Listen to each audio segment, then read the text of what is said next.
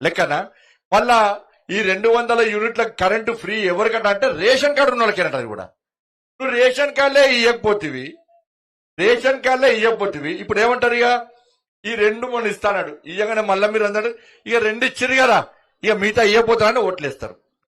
ఇలా కేసీఆర్ ఏమో 10 సంవత్సరాల 5 లక్షల కోట్లు అప్పు చేసిండు. ఈ కాంగ్రెస్ వాళ్ళు గెలిచి 80 రోజులు కాలే 10,000 కోట్లు అప్పు చేసి పడేసారు.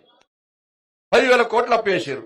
ఇక వీళ్ళు ఇంకా 4 సంవత్సరాలు ఉంటే మీ మనవళ్ళు మునివన్వలు అందరి పేరు మీద మళ్ళా లక్షలు అప్పు చేస్తారు వీళ్ళు.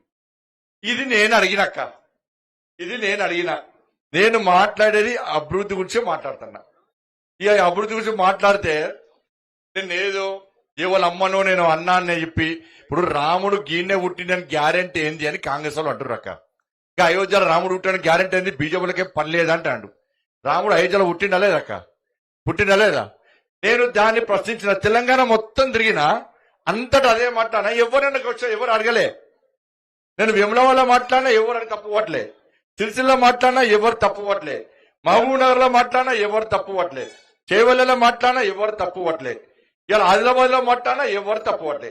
ఇక్కడ పెద్ద మనిషి ఉన్నాడు, ఆయనే నేను వాళ్ళ అమ్మని అన్నా అని చెప్పి ఏదో తప్పుడు చేసి వాళ్ళ అమ్మని అడ్డం పెట్టుకొని రాజకీయం చేస్తాను. నేను ఇప్పటికైనా చెప్తున్నా, నువ్వు మీ అమ్మని పెట్టుకొని రాజకీయం చేస్తే నాకేం అభ్యంతరం లేదు. అది నీ విజ్ఞతకే వదిలేస్తున్నా.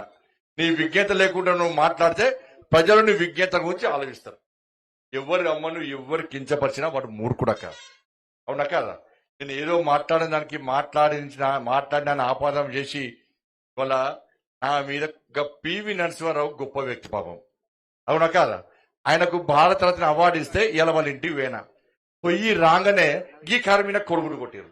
ఇద్దరు వచ్చి కొడుగుడు కొట్టారు. దేనికోసము? పివి నరసింహారావు ఇంటికి పోతే కాంగ్రెస్ వాళ్ళు కడుపుమంట. ఆయన గంత ప్రధానమంత్రి చచ్చిపోతే పాపం శవాన్ని కాలనీయకుండా వేశారు కాంగ్రెస్ వాళ్ళు. వాళ్ళ పార్టీ నాయకుడే, వాళ్ళ పార్టీకి సంబంధించిన ప్రధానమంత్రి దేశానికి, ఆయన శవాన్ని కూడా కాలకుండా చేసారు వీళ్ళు. వాళ్ళని ఎప్పుడు కానలే, ఆయన పేరు ఎప్పుడు తీసుకోలే. కానీ ఆయనకు నరేంద్ర మోడీ గారు ప్రధానమంత్రి కదా, తెలుగోడు కదా, ఈ జిల్లా వాడే, మన జిల్లా వాడే, తెలంగాణ రాష్ట్ర పైన అని చెప్పి భారతరత్న అవార్డు ఇస్తే ఒక్క కాంగ్రెస్ వాడు మాట్లాడాలి. అక్కడిక్కడ ఇద్దరు మాట్లాడే తప్ప ఎవరు మాట్లాడలే. ఇవాళ నేను వాళ్ళ ఇంటికి పోయేస్తుంటే కొడుకులో కొట్టిరు, నిన్న పోతుంటే నిన్న రాళ్లతో కొట్టిర్రు. నేను చెప్పిన వాళ్ళకు, మీరు బిడ్డ ఏదో అనుకుంటున్నారు, మీరు గెలిచి 80 రోజులే, 100 రోజుల లోపల 6 గ్యారెంటీలు తీస్తారా లేదా? మీరు 100 రోజులలో 6 గ్యారెంటీలు అమలు చేయకుంటే కోడిగుడ్లు మా కార్యకర్తల మీద కాదు, ప్రజలందరూ ఏం చేస్తారు? కోడిగుడ్లు పట్టుకొని రాళ్లు పట్టుకొని మిమ్మల్ని కొడుతున్న విషయాన్ని కాంగ్రెస్ పార్టీ వాళ్ళు ఫస్ట్ గుర్తుంచుకోవాలి.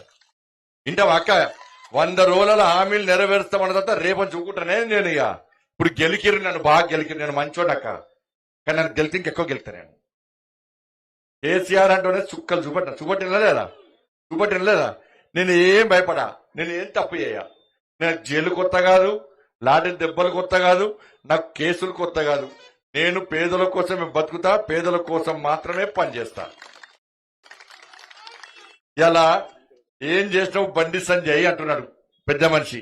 ఈ కరీంనగర్ వరంగల్ రోడ్డు, ఈ రోడ్డును శాంక్షన్ చేసి బడ్జెట్ ఇచ్చింది నేను, నరేంద్ర మోడీ గారు ఇచ్చారు.